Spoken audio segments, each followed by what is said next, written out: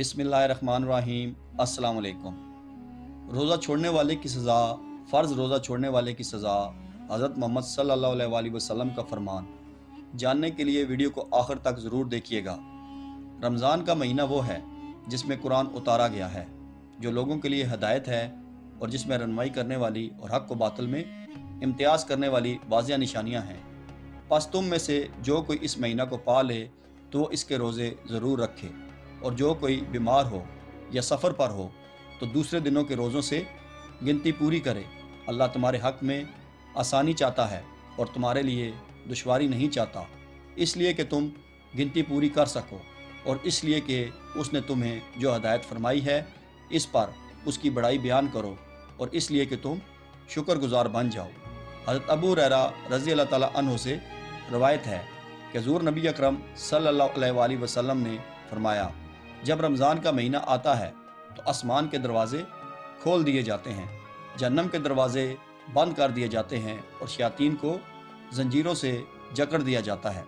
हज़रत अबू हुरैरा रज़ी अल्लाह ताला अन्हु से रवायत है कि हुज़ूर नबी अकरम सल्लल्लाहु अलैहि वसल्लम ने फरमाया, जब माह रमज़ान की पहली रात होती है, शयातीनों और सरकश जिन्नों को बेड़ियाँ पहना दी जाती हैं और जहन्नम के दरवाज़े बंद कर दिए जाते हैं, और उनमें से कोई दरवाज़ा खोला नहीं जाता, और जन्नत के दरवाज़े खोल दिए जाते हैं, बस उनमें से कोई दरवाज़ा बंद नहीं किया जाता। एक निदा देने वाला पुकारता है, ए तालिब खैर आगे आ, ए शर के मुतलाशी रुक जा, और अल्लाह ताला कई लोगों को जहन्नम से आज़ाद कर देता है। माह रमज़ान की हर रात यूं ही होता रहता है। इस हदीस को इमाम तिरमिज़ी और इब्न माजा ने रवायत किया है। हज़रत अबू हुरैरा रज़ी अल्लाह ताला अन्हु बयान करते हैं कि रसूल अल्लाह सल्लल्लाहु अलैहि वसल्लम ने फरमाया, 5 नमाज़ें और एक जुम्मा से लेकर दूसरा जुम्मा पढ़ना और एक रमज़ान से दूसरे रमज़ान के रोज़े रखना, इनके दरमियान वाक़या होने वाले गुनाहों के लिए कुफ़ारा बन जाते हैं, जब तक कि इंसान गुनाह कबीरा ना करे। हज़रत जाबिर बिन अब्दुल्ला रज़ी अल्लाह ताला अन्हुमा बयान करते हैं कि रसूल अल्लाह सल्लल्लाहु अलैहि वसल्लम ने फरमाया, मेरी उम्मत को माह रमज़ान में 5 तोहफ़े मिले हैं जो इससे पहले किसी नबी को नहीं मिले। पहला ये है कि जब रमज़ान की पहली रात होती है अल्लाह ताला उनकी तरफ नज़र अल्तफ़ात फरमाता है, और जिस पर उसकी नज़र रहमत पड़ जाए उसे कभी अजाब नहीं देगा। दूसरा ये है कि शाम के वक्त उनके मुँह की बू अल्लाह ताला को कस्तूरी की खुशबू से भी ज़्यादा अच्छी लगती है। तीसरा ये है कि फरिश्ते हर दिन हर रात उनके लिए बख्शिश की दुआ करते रहते हैं। चौथा ये है कि अल्लाह अपनी जन्नत को हुक्म देता है कि मेरे बंदों के लिए तैयारी कर ले और मज़ीन हो जा, ताकि वो दुनिया की थकावट से मेरे घर और मेरे दार रहमत में पहुंचकर आराम हासिल करें। पाँचवा ये है कि जब रमज़ान की आखिरी रात होती है उन सब को बख्श दिया जाता है। एक साहबी ने अर्ज़ किया, क्या ये शब कदर है? आप सल्लल्लाहु अलैहि वसल्लम ने फरमाया, नहीं। क्या तुम जानते नहीं हो कि जब मज़दूर अपने काम से फारिग हो जाते हैं तो उन्हें पूरी पूरी मजदूरी दी जाती है। इस हदीस को इमाम बैहक़ी ने रवायत किया है। रमज़ानुल मुबारक इस्लाम के अरकान में से एक रुकन है जिस पर इस्लामी इमारत कायम है।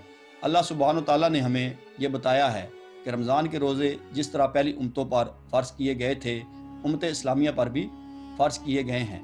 इसका ज़िक्र करते हुए अल्लाह ताला ने फरमाया, ए ईमान वालो, तुम पर रोज़े रखना फ़र्ज़ किया गया है जिस तरह तुमसे पहले लोगों पर फ़र्ज़ किए गए थे, ताकि तुम तकवा इख्तियार करो। और एक और मकाम पर कुछ इस तरह फरमाया, माह रमज़ान वो है जिसमें कुरान उतारा गया, जो लोगों को हदायत करने वाला है और जिसमें हदायत और हक़ व बातिल की तमीज़ की निशानियाँ हैं। तुम में से जो शख्स इस महीना को पाए उसे रोज़ा रखने चाहिए। हाँ, जो बीमार हो या मुसाफिर हो उसे दूसरे दिनों में गिनती पूरी करनी चाहिए। अल्लाह ताला का तुम्हारे साथ आसानी करने का इरादा है, सख्ती का नहीं। वो चाहता है कि तुम गिनती पूरी कर लो और अल्लाह ताला की दी हुई हदायत पर उसकी बड़ाइयाँ बयान करो और उसका शुक्र करो।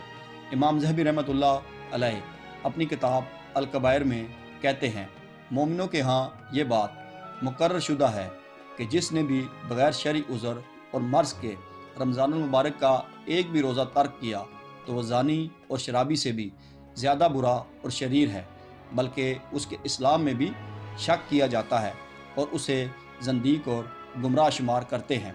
روزہ ترک کرنے والے کی سزا اور وعید کے بارے میں صحیح حدیث میں ہے کہ ابو امامہ بالی رضی اللہ تعالیٰ عنہ بیان کرتے ہیں، میں نے رسول اکرم صلی اللہ علیہ وآلہ وسلم کو یہ فرماتے ہوئے سنا، میں سویا ہوا تھا کہ میرے پاس دو شخص آئے اور میرے بازو پکڑ کر مجھے سخت اور دشوار گزار پہاڑ کے پاس لائے اور کہنے لگے اس پر چڑھیے۔